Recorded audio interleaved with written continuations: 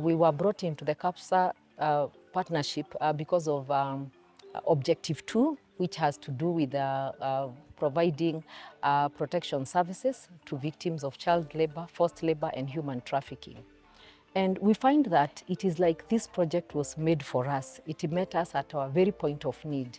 CDTD has been working with victims of child labor, forced labor, and human trafficking for the past 20 years.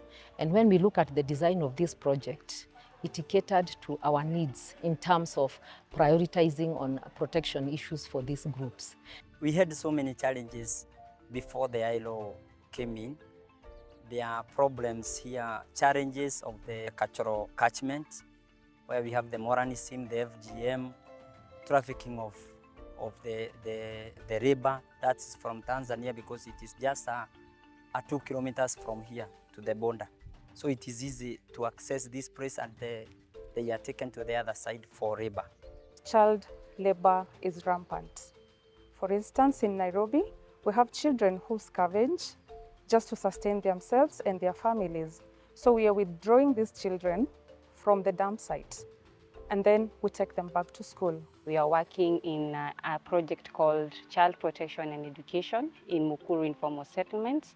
Currently, we are supporting 350 children who to access education and also protection. So we are empowering them on their rights and also empowering their communities, starting from the family level, working with the government, so that the children are able to be protected. So one of the key areas that we are seeing is in the area of shelters.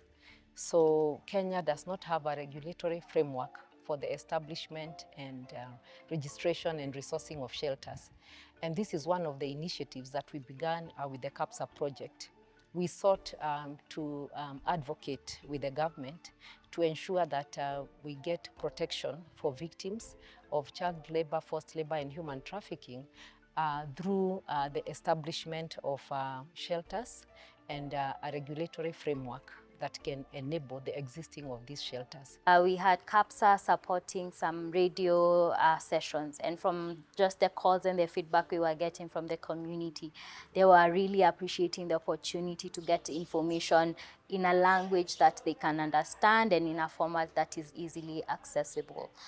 Because these were also being aired in remote areas where development projects sometimes might not reach the entire population.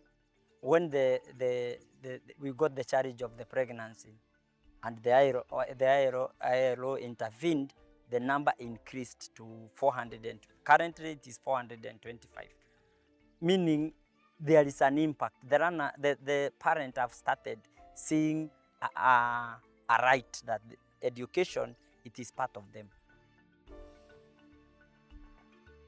Or apart from building the capacities of the institutions and the people who work in the institutions, it has also been to try and establish a robust referral mechanism. So how can we get the referral pathways developed to standardize to the level where each institution is able to refer, the victims or survivors. So we are very happy to have been in this project. And during the life of the project, we have been able to actually achieve a lot of successes.